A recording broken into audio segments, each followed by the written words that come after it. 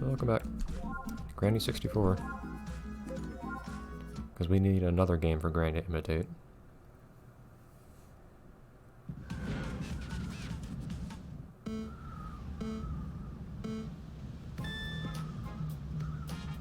At least the rings so far are not moving. Tempting fate here, of course, but it is nice that you being able to fly around just gives you an opportunity to get a closer look at all the details everywhere and appreciate them. Like getting a close look finally at this hotel over here, for instance. You get a little bit of a look at it when you jump off the thing, of course, and you can drive around it too. But it's nothing compared to being able to fly around it or wherever you want to look at it from.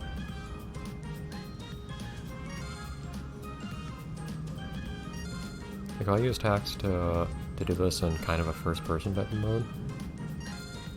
It would be great for getting cool screenshots of the game.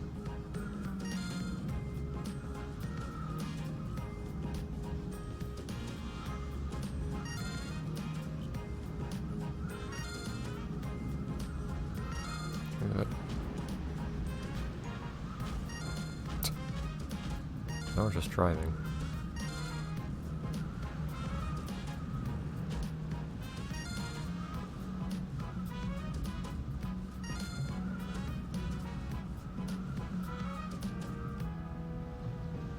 Learning how to steer smoothly is definitely a different kind of task here, though. That takes a good deal of getting used to. I still haven't quite done that. I got the screens on in here.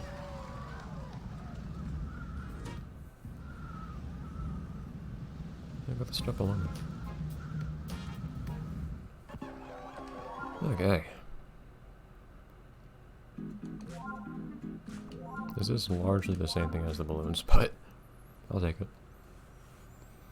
If we're exploring different spots of it, in different places, then why not? Different parts of the city.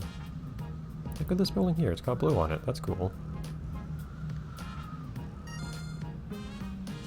Look at the peculiar like lantern shape of the building on my left right now.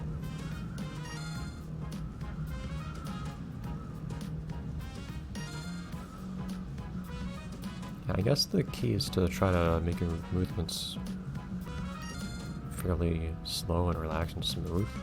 If you want to not have a really weird jerky flight experience. That can be a bit tough to do when you have to hit all these targets or do stuff like that. Phew.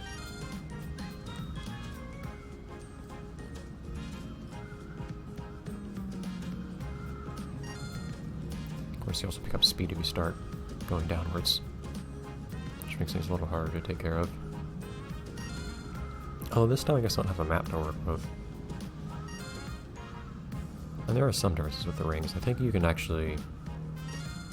I think you can afford to miss a ring or two. I think. I could be wrong.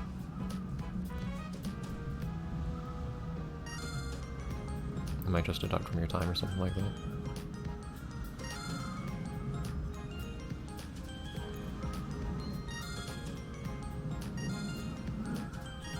Losing control a little bit here. Yeah, see, I've already got a required number of rings, so I think at this point I could just go straight to the goal if I knew where it was. But you also have to do rings in order here, whereas that's not something you're allowed to do. That's something that you're allowed to not do in the... Actually, what's over here? This little residential area you can drive through. You're allowed to do things in whatever order with the balloons. Not that it makes much difference, because they're usually all in a line anyways, but... Two more. The balloon ones are certainly longer, I feel like. They give you a lot of time to do those. Yeah, this one's only 2.5 minutes. Stage 4 on the balloons was 4 minutes. Or 5, I think.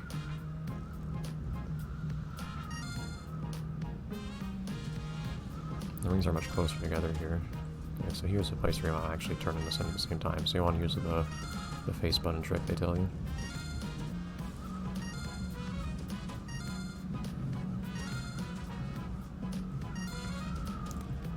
Twirling around the Yggdrasil, it's kind of cool.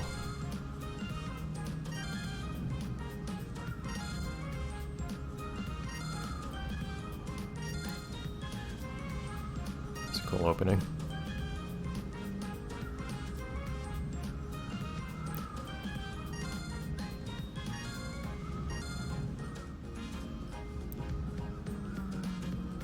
I guess one of the really hard things to get used to is what your pivot point is when you rotate, because it's not what you might expect. It's somewhere above you, the axis that you rotate on.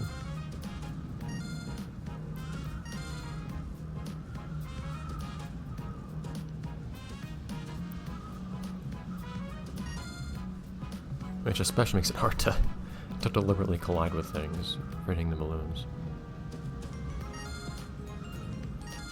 Between being really wide, being able to rotate yourself quite a lot, and pivoting on a weird spot. I think you pivot approximately. No, you pivot kind of around the center of the screen at that, but it's definitely peculiar. Man, actually, that would be a cool one to try to get a good screenshot of, circling around the Yggdrasil, now that I think about it. Oh well.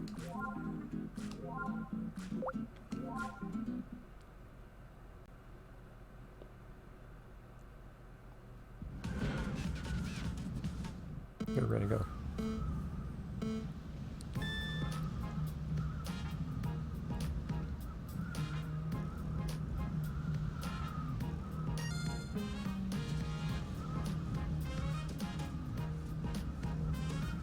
Are those the ghosts there on the top left? They are.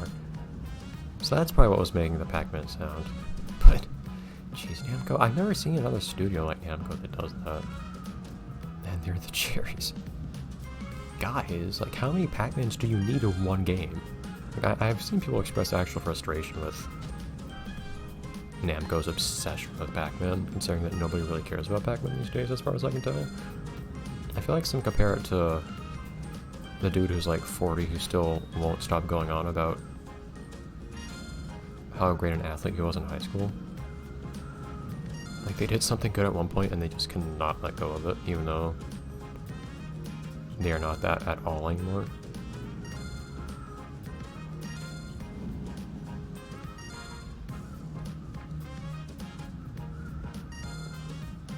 This really does feel like a better Superman 64.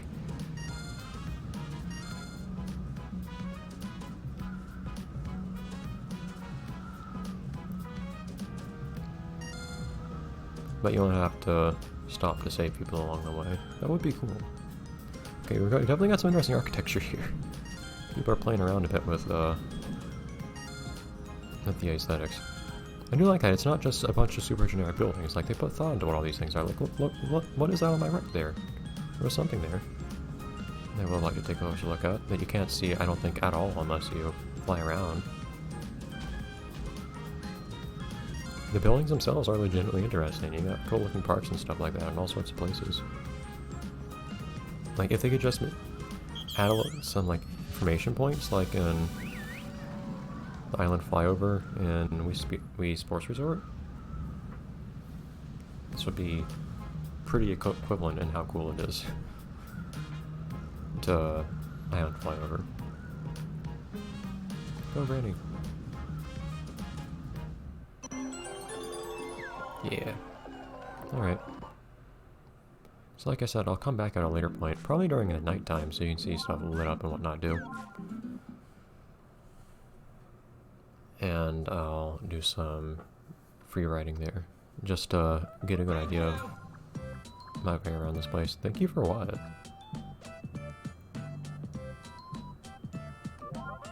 Thanks for stopping so often. It's the second time. Anyways, so we didn't take an entire week to finish I get a minigame this time. That's nice. I'm still trying on occasion to wipe out like that. It's really hard. What are the times I have wiped out?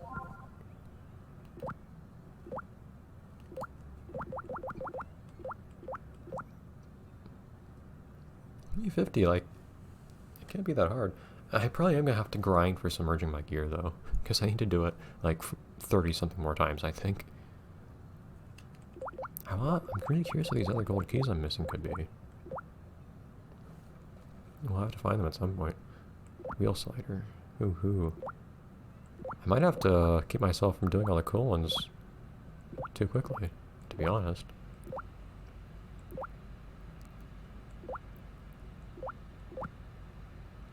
Because I'm really looking forward to the wheel slider one too, but I just did another one that's really, really cool. We gotta have a cap on the coolness here. Well, I saw it earlier. Let's go do table hockey for a little bit. And we'll get to other cool things in due time. This sounds to me fairly straightforward.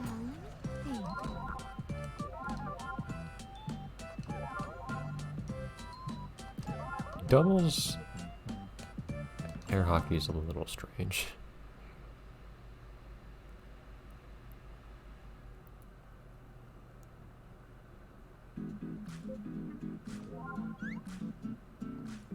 One, two, three.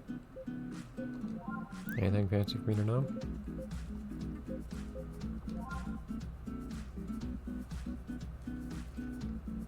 Also, you can also hold it vertically if you prefer. You can't stop me. Swing to hit the puck. Hold B to hit harder. Yeah. Those are doubles. I prefer singles, I think. I like to at least be responsible for my own failure.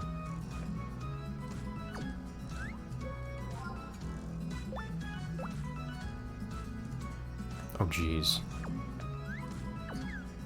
Alright, we gotta give that a try at least. But no.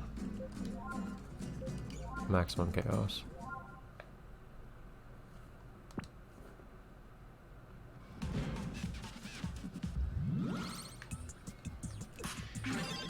Good job. Good job.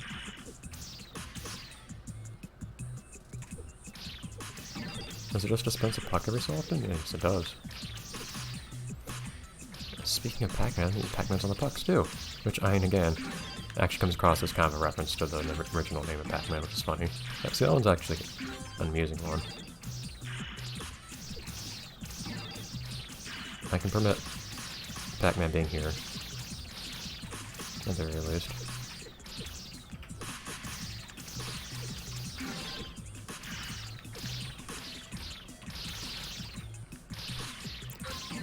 But now it's, actually it's not weird that it's based on a timer, because that is how air hockey usually works in reality. Darn it. That was a perfect game until now. These guys are not defending very well.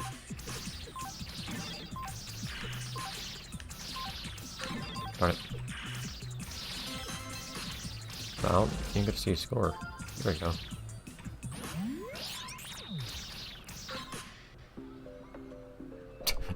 It's so weird to me that the... Oh no, Granny's gone. It's weird how the dogs are out there, but it's funny to me that the game just zooms in on something totally random. I how you get to choose. Let's do singles. We have approximately 45 seconds until the end of this episode. Went 3 times.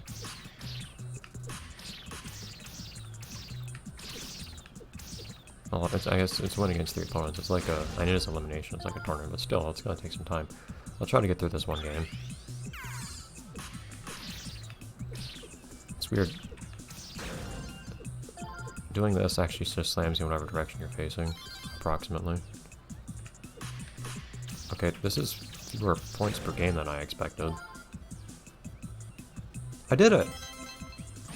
Like 10 seconds to spare, in fact. Bye, everyone.